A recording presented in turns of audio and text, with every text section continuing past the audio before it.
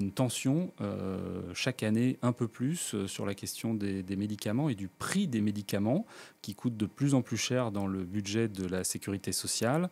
Ça prend une proportion de plus en plus importante, notamment du fait des nouveaux traitements que les laboratoires essayent de valoriser au prix les plus hauts.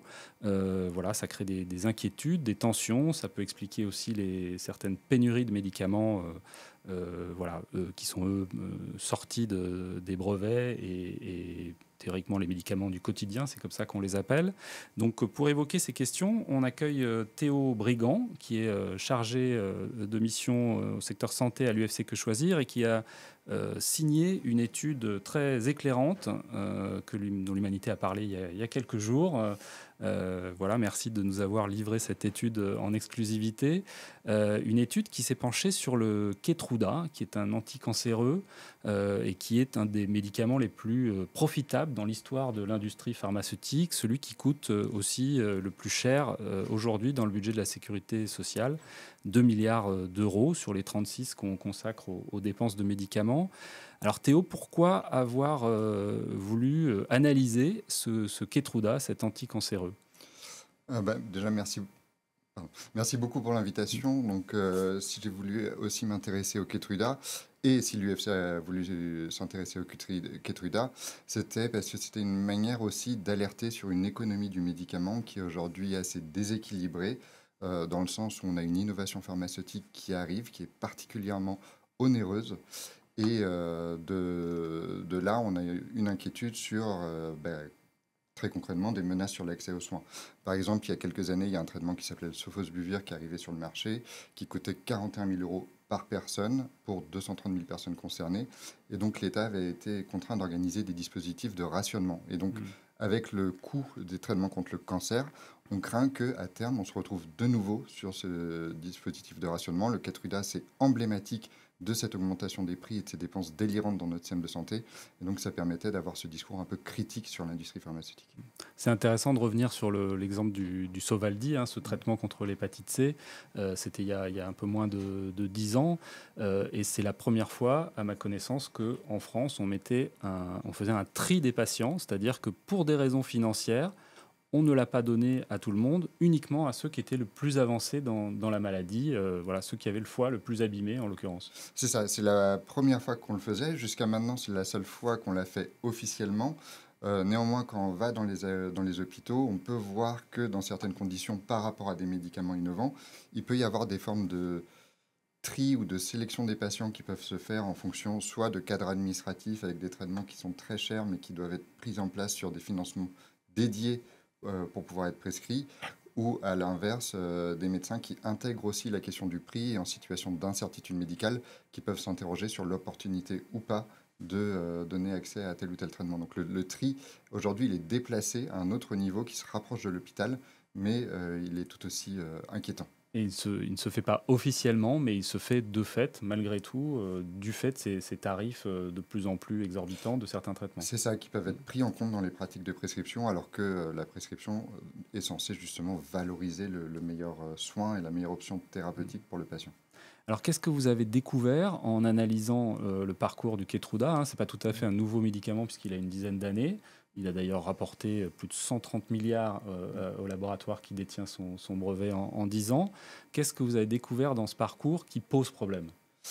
Alors, ce qu'on a découvert dans ce parcours qui pose problème, ce n'est pas forcément des choses qu'on a découvert, mais des choses qu'on savait déjà, et le Keytruda est particulièrement emblématique de ces dérives.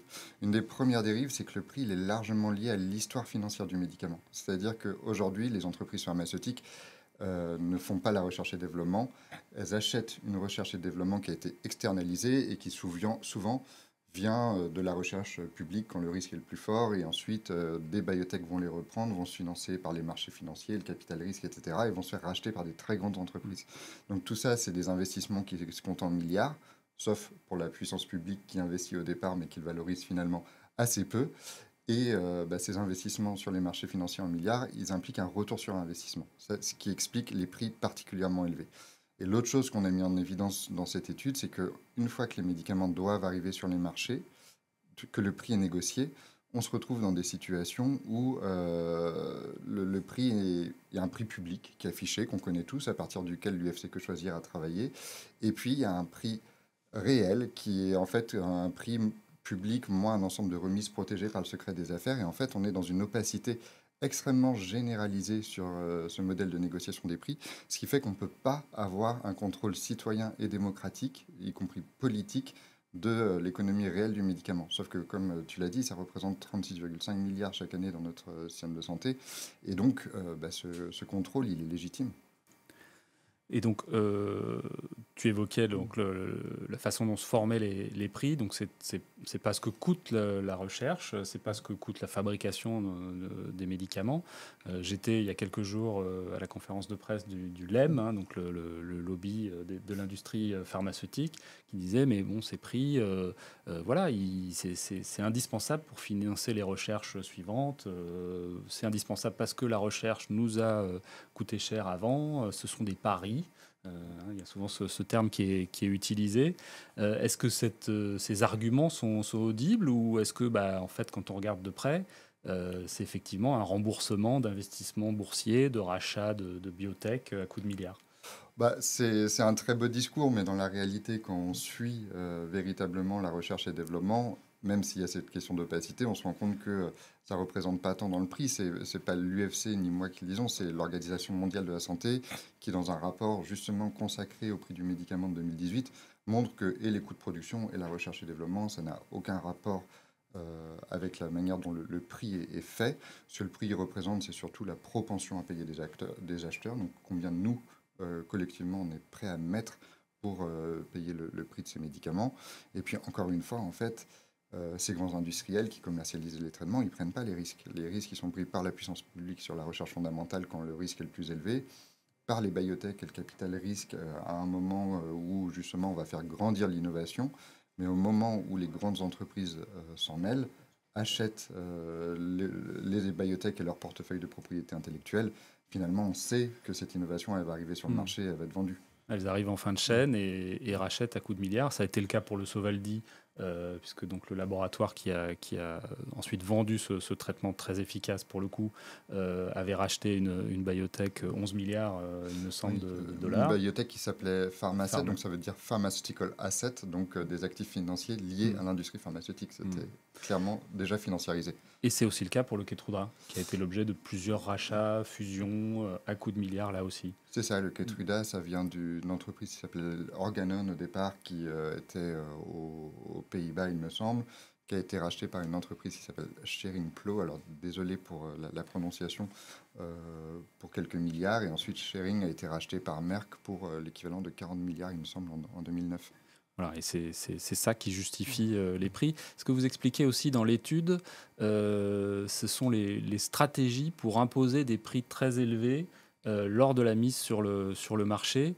Donc c'est l'idée que voilà, on met sur le marché, on propose aux États un médicament qui a démontré une efficacité pour une petite, euh, euh, une petite pathologie qui concerne peu de patients. Et là, du coup, on dit, bah bon, vous savez, c'est peu de patients, donc nous, on a besoin d'un retour sur investissement, donc on voudrait un prix très élevé. Et c'est ça la stratégie. C'est ça, en fait, c'est que aujourd'hui, on parle du cancer, mais en fait, le cancer, c'est plein de maladies qui sont très spécifiques. Avec l'avancée de la science, on se rapproche toujours plus de la cellule cancéreuse, de ses caractéristiques. Et donc, aujourd'hui, quand un médicament arrive sur le marché, ça va être sur une toute petite indication, donc un cancer très spécifique, avec des caractéristiques moléculaires, entre guillemets, de la cellule cancéreuse.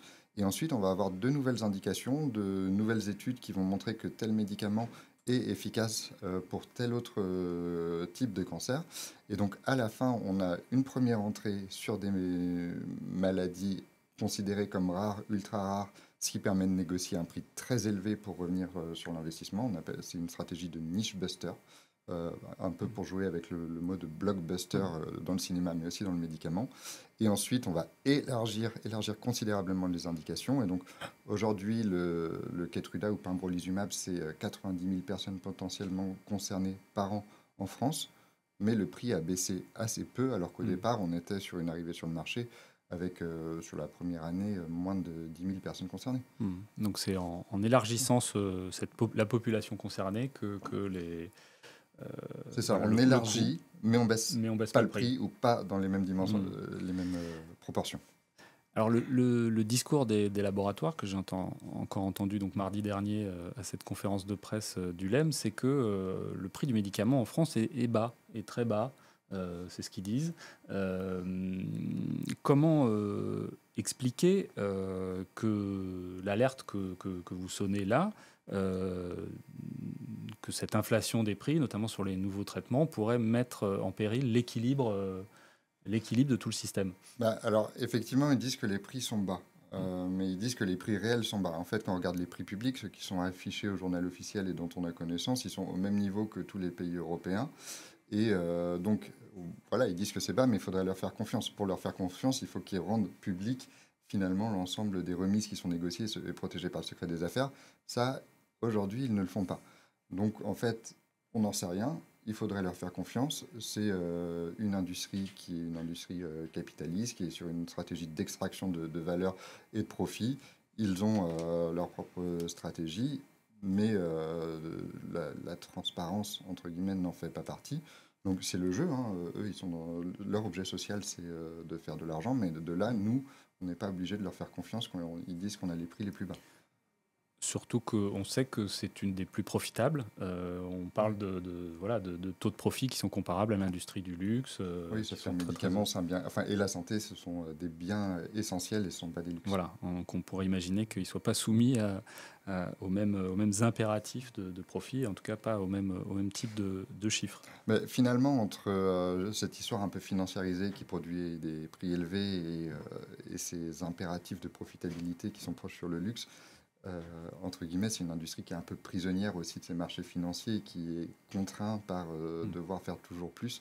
On va essayer de les libérer de ces contraintes.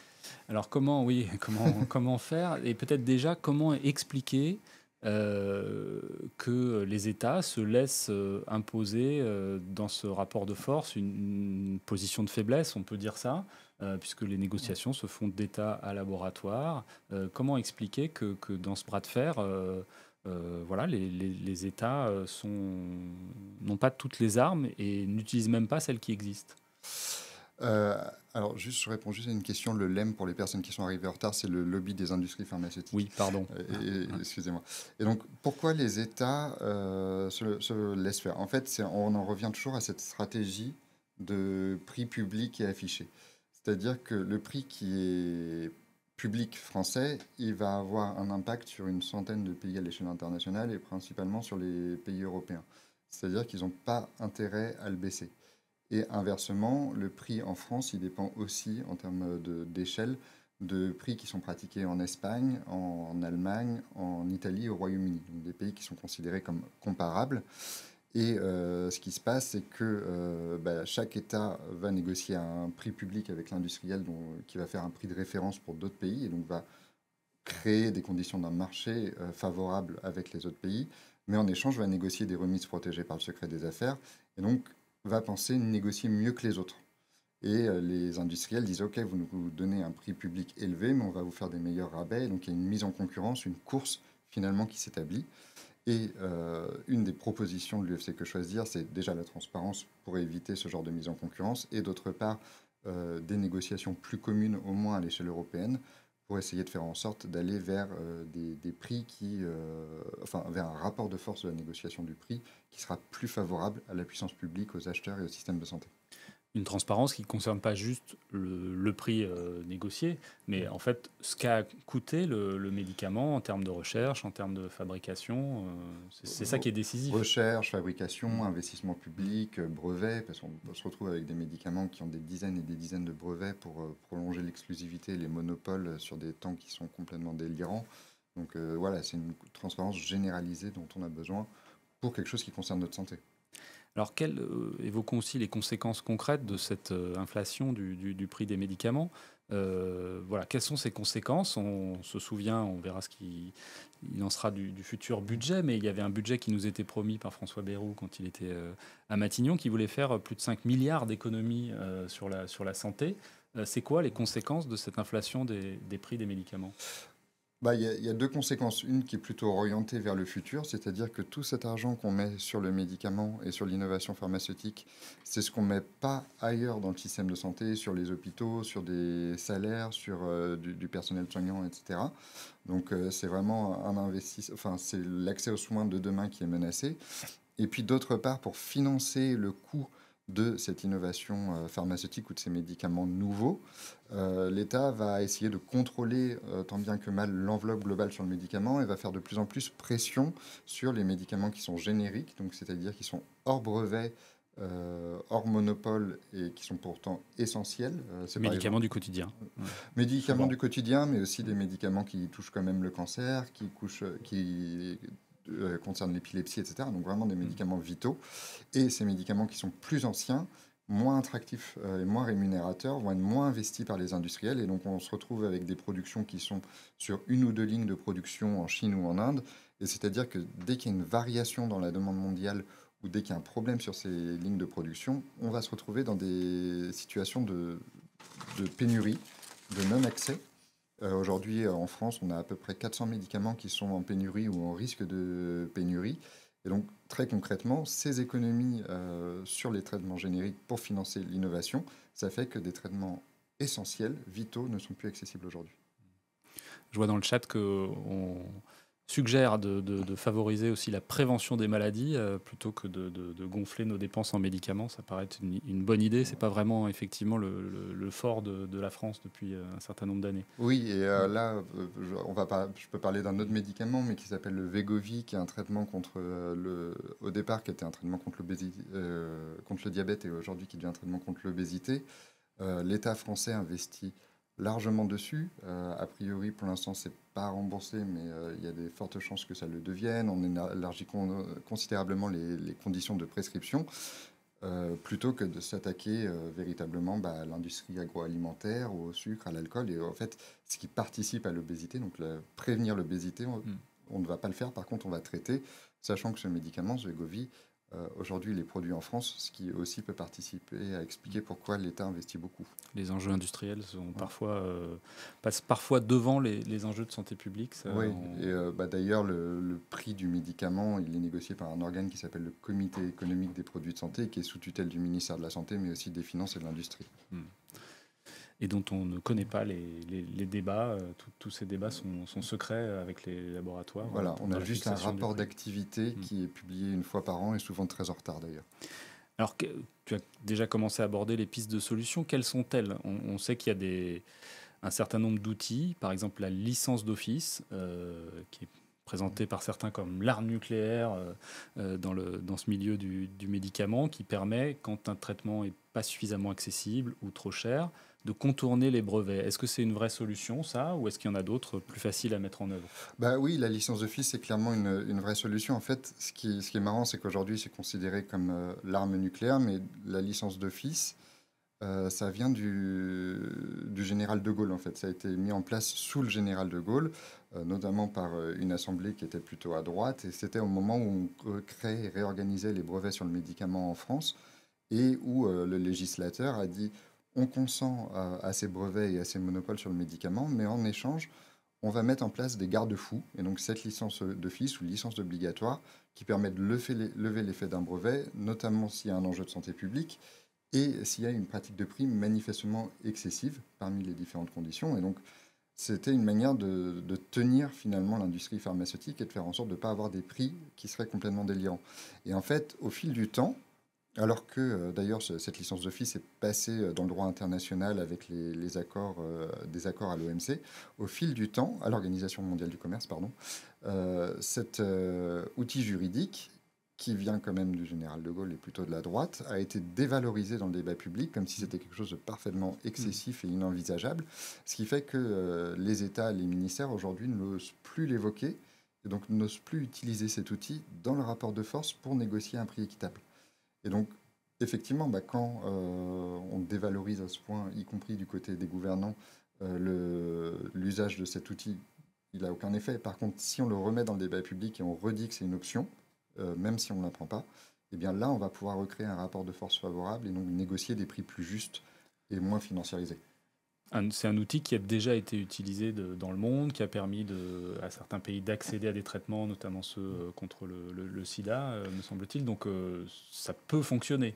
Ça peut fonctionner si aujourd'hui on a la perspective de la fin de l'épidémie de VIH à l'horizon 2030, c'est parce que justement cet outil a été utilisé à l'international et que les industriels d'ailleurs ont réalisé ce que ça représentait et aujourd'hui ils vont négocier directement des prix plus bas en amont pour essayer de contrôler un petit peu ce déploiement des médicaments au sud. C'est le cas par exemple aujourd'hui d'un traitement préventif du VIH qui peut être donné par une injection longue durée, qui aux États-Unis coûte à peu près $20 000 par patient l'injection, il me semble, tous les 6 mois. Et pour les pays en développement, les pays plutôt dans le sud global, ces traitements finalement vont être commercialisés autour de $120, ce qui change tout et ce qui permet d'entretenir la perspective de fin de l'épidémie. Alors, je crois que ce médicament, il a été autorisé aussi en Europe par l'Agence européenne du Oui. médicament, mais on ne connaît pas encore le prix auquel il va être vendu. C'est encore en négociation, en évaluation, et la question de l'accès va très fortement se poser. On voit que cette question du prix est quand même capitale, effectivement. Il y a une super question dans le chat de Asperger, qui n'est pas simple. Pourquoi pas nationaliser l'industrie pharmaceutique, tout simplement? Est-ce que ça, c'est possible? Alors, est-ce que ça, c'est possible? Sachant que c'est un bien public, voilà, la santé publique, c'est pas une des positions qui a été pour l'instant avancée par l'UFC Que Choisir. Par contre, depuis plusieurs années, ce qu'il y a dans le débat public à gauche, c'est la question du pôle public du médicament, du service public du médicament ou des médicaments comme communs, qui viserait notamment à essayer justement pour produire les traitements en situation de pénurie et hors brevet, d'avoir une capacité industrielle locale qui pourrait permettre de produire ces traitements et d'avancer sur la question de notre souveraineté sanitaire, sachant qu'on a de très bons manufacturiers en France qui seraient en capacité de le faire. Et donc oui, il y a une question vraiment qui se pose là-dessus, qui est dans le débat public depuis longtemps, et puis peut-être qu'on peut franchir à un moment le pas. Oui, parce qu'elle est dans le débat public, mais ça avance pas des masses. Moi, je connais des élus communistes qui demandent ça depuis un certain nombre d'années. Laurence Cohen avait signé un rapport très important sur cette question des pénuries en remettant sur la table cette proposition d'un pôle public. À l'Assemblée, c'était Pierre Dharréville. Et effectivement, ça revient assez régulièrement. Et on va... Là, je ne m'exprime pas comme l'UFC Que Choisir, mais comme activiste sur le prix et l'accès aux médicaments, on va continuer à pousser pour ce pôle public. Oui, d'autant que c'est évoqué dans l'article qui est paru dans le magazine et qui est en ligne. Il y a tout un tissu de petites et moyennes entreprises qui développent, fabriquent le médicament. On pourrait se reposer sur des entreprises qui ont la capacité, les savoir-faire à produire ce médicament. C'est ça. Et peut-être aussi qu'on peut réfléchir à des nouveaux modèles de prix qui n'iraient pas sur des prix toujours plus bas sur les génériques, mais plutôt aussi d'avoir des prix qui seraient certes plus élevés, mais qui permettraient de rémunérer le travail, des exigences environnementales, des exigences en société de cette production locale et de cette souveraineté sanitaire, et à l'inverse, essayer de payer peut-être un peu moins cher l'innovation pharmaceutique. Alors, il nous reste quelques minutes avant de venir au grand sujet brûlant de ce jour, mais peut-être dans les dernières questions, donc toujours à ce rendez-vous des industriels du médicament il y a quelques jours, moi j'ai senti une très très forte inquiétude de ces industriels, ces big pharma comme on les appelle, suite aux décisions de Donald Trump, qui en plus de droits de douane a dit qu'en gros il en avait marre de payer cher les médicaments aux États-Unis, puisque comme là-bas, ce sont des assurances privées, les négociations sont menées entre laboratoires et assurances privées, et c'est vrai que les prix des médicaments aux États-Unis sont souvent 30% plus cher qu'en Europe, si on prend un ordre d'idée. Et il a dit, stop, maintenant, moi j'arrête, je vais payer au prix le plus bas constaté dans les pays développés. Est-ce que ces industriels ont raison d'avoir peur? Qu'est-ce que tout ça peut entraîner comme bouleversement? Oui, ils ont raison d'avoir peur, mais nous aussi, on doit avoir peur de ce qui se passe. En fait, effectivement, aux États-Unis, le prix du médicament, il est plus ou moins pas négocié. Donc, les industriels font ce qu'ils veulent. Et contrairement à ce qui est souvent fait en Europe, on a un prix d'entrée qui va baisser dans le temps. Aux États-Unis, c'est plutôt l'inverse, c'est qu'il y a un prix d'entrée et ensuite, ça continue d'augmenter. Donc, on est sur une économie qui est complètement délirante et qui s'appuie justement sur le fait que la santé est un bien essentiel autant collectif qu'individuel. Et en France et en Europe, on négocie, ce qui participe aussi à expliquer les prix, et donc c'est mieux ici. Donald Trump parle justement de la Most Favored Nation, donc la nation avec le prix le plus favorisé, mais dit aussi qu'il veut faire payer l'Europe. C'est-à-dire qu'il n'y a pas de raison qu'il paye un prix et que nous, on paye moins cher. Et donc, plutôt que d'aller sur une négociation du prix à la baisse, il va plutôt essayer de le faire augmenter ici. Et c'est quelque chose qu'on avait déjà vu dans son premier mandat, où il avait déjà commencé à travailler sur l'industrie pharmaceutique, et où il y a des thérapies géniques qui sont arrivées sur le marché. Et le prix, de manière tout à fait inédite, était le même aux États-Unis et en Europe, voire légèrement plus cher en Europe avec les taux de change. Et donc, il a déjà ça à son actif, et donc potentiellement entre les droits de douane et cette guerre commerciale, ça va aussi se reporter ici. Les industriels, ils ont une solution, hein, ils peuvent aussi baisser les prix là-bas. A priori, ils ne veulent pas menacer leur marché là-bas, donc ils seraient plutôt sur une stratégie d'augmenter les prix ici. Est-ce que ça veut dire que malgré tout, ce bouleversement voilà, en marche, et on sait que Donald Trump, voilà, il ne fait pas dans la dentelle, on a vu sur les droits de douane, hein, ils ont été augmentés de 15% sur ces produits. Est-ce que ça veut dire que l'accès des patients français aux nouveaux traitements est menacé? Le prix du médicament, déjà tel qu'il est pratiqué aujourd'hui, va menacer l'accès. Donc là, ça risque d'accroître cette tension sur les questions d'accès ou même de commercialisation. Peut-être que si on ne trouve pas d'accord de prix et ça arrive sur certains traitements, les industriels vont dire dans ces conditions, on ne commercialise pas en Europe, auquel cas il y a la licence d'office peut être de nouveau un outil. Mais en tout cas, oui, il faut, et les gouvernements et la société civile et entre guillemets aussi les industriels doivent se préparer à des bouleversements, et il va falloir se battre dans les prochains mois pour préserver un accès pérenne et soutenable pour toutes et tous au meilleur traitement.